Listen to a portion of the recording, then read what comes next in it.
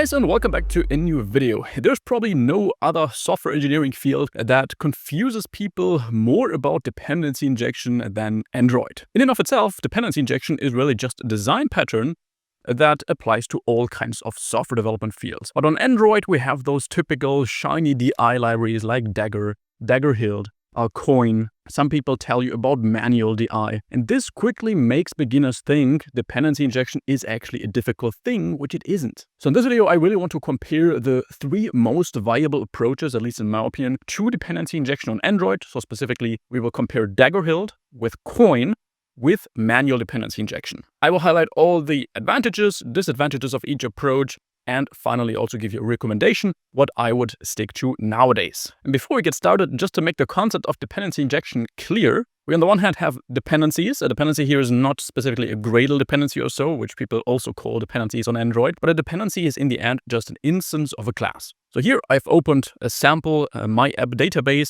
and this class would be a dependency, because other classes might depend on this class. That's why we call it dependency. And if we now talk about dependency injection, that means we take dependencies, we take instances of a class, and we inject them into other classes. We just pass them to another class, for example, to a constructor. So you can see our my app database takes a context reference here.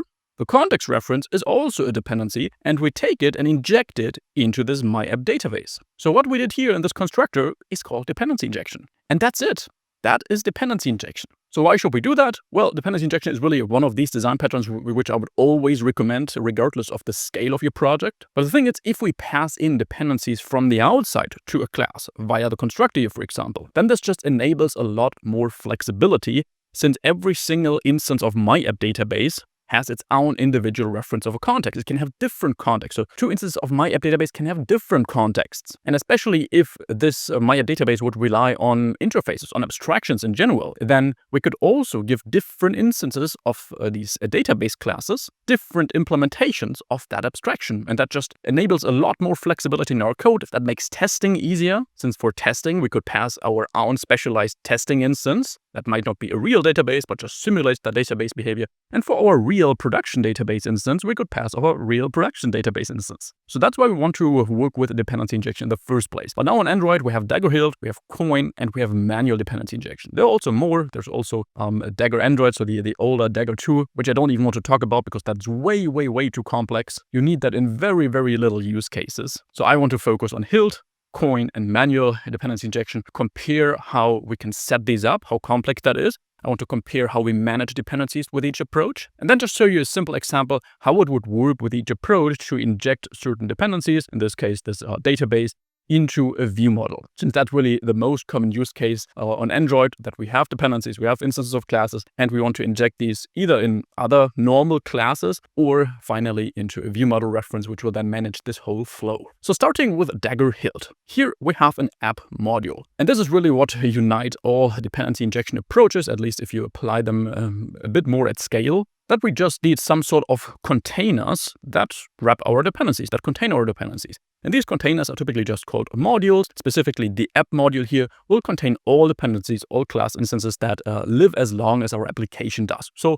singletons. This is also what we do with the singleton component here in Hilt, and we add this singleton annotation to every single dependency we provide with this function to just say, hey, we really only want to have a single instance of this class as well. So the singleton component says, all dependencies in here live as long as the application does, and the singleton annotation says we really just have one instance at all times. But I really don't want to get too much into the details and make this a Dagger-Hilt tutorial or Koin tutorial, but I want to compare these approaches so you get an impression of what are the differences, what are the advantages, the disadvantages, so you can make a good pick for yourself. What we can see here with Dagger-Hilt is that Dagger-Hilt heavily makes use of annotation. So we have module, install in, provides, singleton, application context. And that's already what makes Dagger-Hilt unique, at least if we compare it with the other two approaches, that Dagger-Hilt is kind of real dependency injection. So these instances that we provide here are really injected into our class instances. So really injected into the constructors here. And that works since Dagger-Hilt just generates a lot of code that we don't see. So we just need to annotate kind of the behavior of what we want to inject where, and Dagger-Hilt will then do the rest for us. It will generate the necessary code. It will possibly generate some extra needed factory classes, and then manage behind the scenes how everything is passed to which class. You'll often hear that this is the faster approach to dependency injection when reading about this online. Technically it is, but I have never ever experienced that this is really a noticeable performance issue. Like if we don't stick to Dagger-Hilt and use a different form of dependency injection. But all in all, what matters is that we have these modules. These modules are nothing else than containers to similarly scoped dependencies, here scoped to the application lifetime. In most cases, you will really work with singleton dependencies when providing these in such a module. You can also use Dagger-Hilt to scope these to a specific activity, to a specific view model. But in my experience, in most cases, that's really, really not needed. And then in here, we really just have our single functions that provide these dependencies, that instruct our DI library how to create this. So here we can see we want to provide an instance of my app database, want to instruct Dagger-Hilt. This is how we can create this database instance. We make use of the application context, and then Dagger-Hilt can construct it just like that. Then another important thing that we need to do with any approach to dependency injection is that we somehow need to include our application class in that whole flow. Because obviously the application context is a very common dependency that we need a lot of times in order to create other dependencies like a database instance, and we can only get that from our application class. And with Hilt, that's really easy, that we can just add this Hilt Android app annotation to our application class, make sure to register this in the manifest, but then Hilt will generate the remaining classes that are needed to set this up behind the scenes in the generated code section. So this is definitely the easiest approach here when it comes to setting this up in the application class. And if we then want to finally inject one of these dependencies we've provided before with Hilt. So if we now want to say we have this my app database instance and we want to take this instance and inject it into our view model. We might need this database instance in our view model. So we need to instruct Dagger-Hilt to take this, pass it to our view model so we can use it there. For that, we have this my view model instance here, and it works as follows. We annotate this again. Hilt just makes so much use of annotations. Hilt view model, we inject something in the constructor. So with this inject annotation, we say everything in the constructor should be injected, in this case, via Hilt. And then we don't need to construct this view model on our own in our code. That will be done by Dagger. Lastly, we obviously need to get an instance of this view model in our UI code. That's also really easy with Hilt. We can just go into our main activity. That just works with a single line of code. We say that's our view model instance, and we use this Hilt view model composable function, and we can get a reference to this view model in any place in our compose code, and everything that it needs will automatically be injected, assuming that you've provided these dependencies in the first place. Okay, so much about Hilt. Of course, I will compare all these approaches in the end, but I think it makes sense to get an impression of how these work in the first place. So let's start to look at Koin. With Koin, we also work with these modules in the exact same way as with the Dagger, just that we declare these a bit differently. So you can see we also have an app module, then we have a single function which we declare a singleton. We say we want to provide our my app database again, that takes in the Android context. Same for maybe a view model module in which we provide scope dependencies for a view model. So this factory of would declare a dependency in the way that whenever we inject it, a new instance of that dependency will be created. Therefore, it will be scoped to the view model. And we need to also provide view model specifically with Koin. That is something that wasn't needed with Hilt. Then taking a look in the Koin application, as I said, the application class is needed for all of these dependency injection approaches. Here, in order to set up Koin and just initialize that, the start Koin function needs to be called. We link our application context to our Koin library, and then we declare all of these modules that we've previously declared. So you can already see Koin does not work with annotations. I think there is a version of that library that also works with annotations, but you don't have to.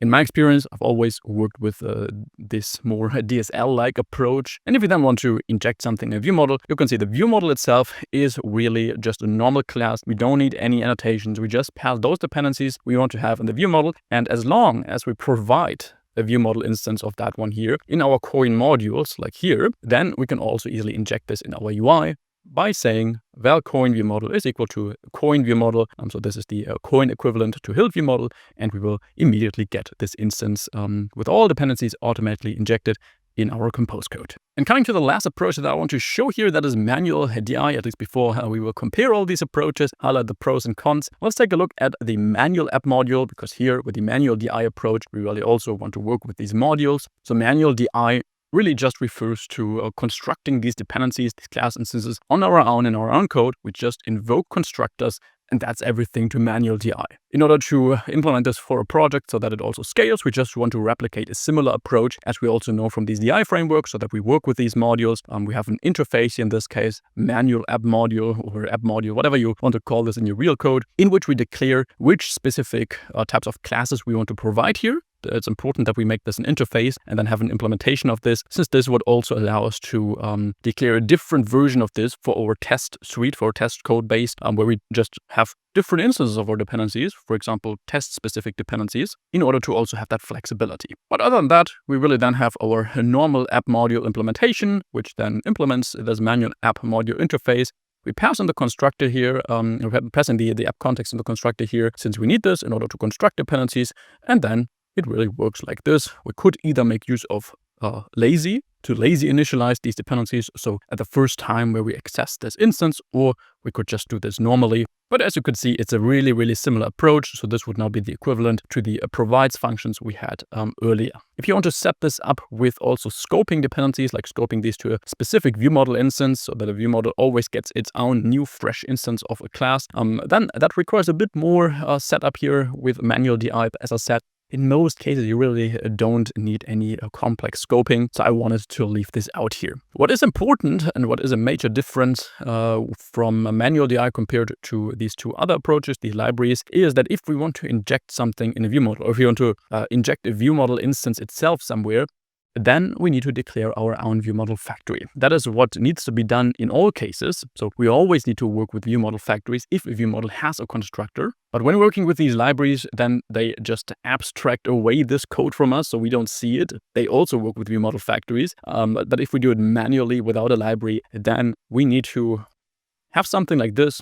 This is really just a helper function to declare a view model factory in a bit more easy way, because then in our code, for example, a main activity, but would probably be better if we also declare this in one of our DI modules. But either way, somewhere in our code, we can declare a view model factory instance by just wrapping our view model inside of this factory lambda here. And then we can really just say we have a my view model, and we initialize it with our application module, which we get from our manual application. So our Android application class again, refer to these classes. So as I said, would probably be better if we also initialize this in our DI module, since then we would not have this manual application in here, or this app module rather in here, since the activity should not really know how to construct these specific dependencies like this factory. So we would really just take this and go inside of manual app module and just say we also have a view model factory.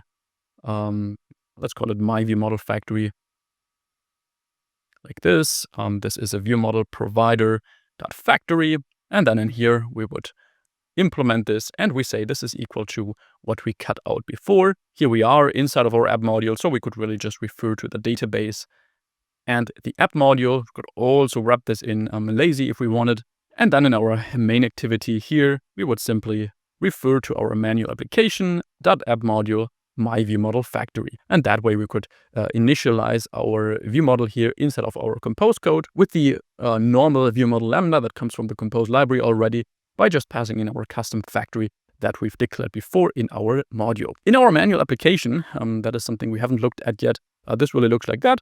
We have a companion object with a single app module instance that is late initialized, which we simply do in here. So in the onCreate, when our application process was successfully created, then we just initialize this module here with our specific implementation that we want to use, and we link our application context, so the manual app module also knows that. So I think you now have a decent impression of how these different libraries and approaches to DI compare. So let's get a bit more into the details, or at least into what makes sense when and what maybe does not make sense at all. So I have now been developing Android apps for 6 years roughly. Therefore, I've used all these approaches. I've used these all in real bigger projects. And I can say most people you talk to will swear on Hilt, just because it's probably the most popular approach to dependency injection on Android. But honestly, I got away from Hilt nowadays. Because as I've said, Hilt heavily works with these annotations. Koin does not. And that is the main difference between Hilt and Koin, that Koin is not strictly real DI. It's instead a so-called service locator.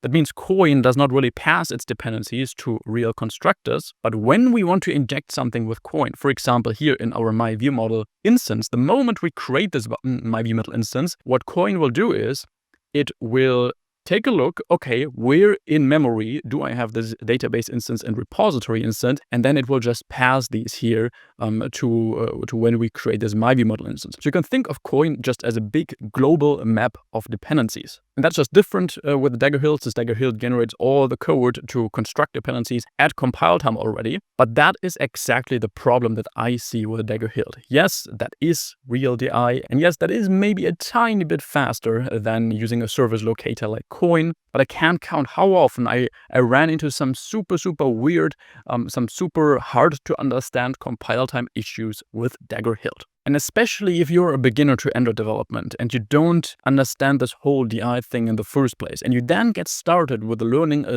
library like Dagger-Hilt, this quickly makes beginners think Dagger-Hilt is dependency injection. No, Dagger-Hilt is a library that allows dependency injection, that helps us with a few aspects in Android development, but Dagger-Hilt is not equal to dependency injection. As I said, dependency injection is really just invoking constructors or passing stuff to constructors. And this is really also a primary source of questions from people in my mentorship program that they set up Hilt because they read somewhere online in the Android documentation or in some kind of a blog channel or whatever that Dagger-Hilt has to be used for all approaches, for all projects in Android. And then they run into a big, long compile time issue, a big, long error message, which they don't understand. They have no idea how to fix this. And that quickly makes you think DI is a complex thing. By the way, if you want to work with me in that mentorship, the application for that is open again. So that is really why I'm not using Dagger-Hilt anymore nowadays. It's not bad.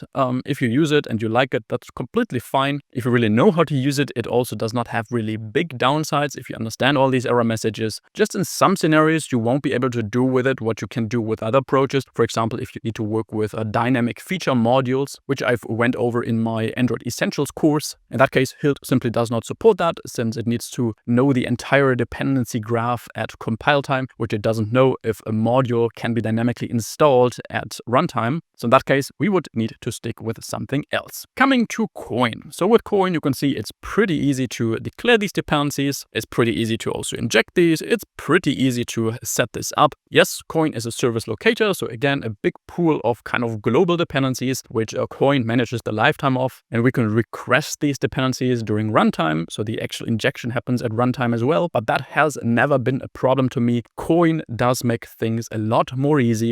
And a big advantage of Koin is also that it supports Kotlin multi-platform. So that's maybe a little downside of Dagger-Hilt as well, that we can't use this for Kotlin multi-platform at this point, at least. So if you maybe work on a native Android app and you still consider that there is a chance that you migrate this to KMP in future, then I would not stick to Hilt, but much more to something like Koin. And lastly, we have a manual DI. Yes, manual DI requires a little bit of learning in the first place in order to properly set this up. But I even see this as a good part because this teaches you what DI really is. And I've really talked to a lot of people working in bigger companies that they have started to migrate away from Dagger-Hilt towards manual DI because you got all the control. With manual DI, you won't run into any weird compile time issues because you set a wrong annotation somewhere, which can be really hard to spot and trace down in a bigger project where you have maybe 20 of these DI modules in Dagger-Hilt and you just set one annotation in the wrong way. This can quickly become a mess and hard to understand. In manual DI, this can't happen because if you have errors, if you maybe did not pass a dependency somewhere in a constructor, then you won't be able to compile in the first place. Then Android Studio will already tell you, hey, you are missing a dependency here in the constructor. This will be much more clear than when you set a wrong annotation or miss an annotation in Dagger-Hilt. So the overall feedback mechanism of manual DI when you do something wrong is much better. The downside of manual DI is, of course, that it comes with a bit more boilerplate code than the other approaches that I've showed here. Because yes, for every single module you declare in manual DI, you need an interface, you need a real class instance, you need to invoke all the constructors on your own here. We don't have these fancy functions like with Koin here that we can kind of delegate invoking the constructor to this function that Koin will figure out on its own which dependencies this repository needs and then automatically inject these. So yes, manual DI comes with a bit more boilerplate. So what do I really suggest you to stick to? For the reasons I mentioned before, I would not use Dagger-Hilt anymore. So it's all about Koin versus manual DI. I nowadays stick to Koin. I like it as a library. It's super easy to set up. The error messages are quite clear and it's easy to fix things when they go wrong. However, I think every Android developer should implement a manual DI in a project at least once. Not because it's the best approach of all, but because that helps you the most to understand what DI really is. Because Android developers around the world don't have the problem that they are choosing the wrong approach to DI, but that they don't understand DI in the first place. And then I hear sentences like, I'm actually sticking to Dagger-Hilt because it makes testing easier. I'm sticking to Hilt because it's good for well-scaling projects. But these are just empty sentences. People who say this have no idea about DI. They just replicate the sentence because they've heard it somewhere else, but they have no idea why it is the case. Because it's not Dagger-Hilt that makes testing easier. It is dependency injection that makes testing easier. It is dependency injection that helps our project to scale. And Dagger-Hilt and Koin are just a layer on top of that, a wrapper around DI that can help us with the challenges that we have on Android. For example, creating view model factories, that we don't need to do this, that makes certain things a bit more easily, that removes the need for us to invoke constructors on our own. But all the approaches here have the exact same advantages that DI brings because all these approaches are DI. So keep this in mind. Down below, you'll find a link to my 10-week Android mentorship program. Application is open for a short time. If you want to work together with me closely over the course of 10 weeks, get code reviews, be in daily exchange, then apply and maybe we'll already talk very soon. Thanks so much for watching. I will see you back in the next video. Have an amazing rest of your week. Bye bye.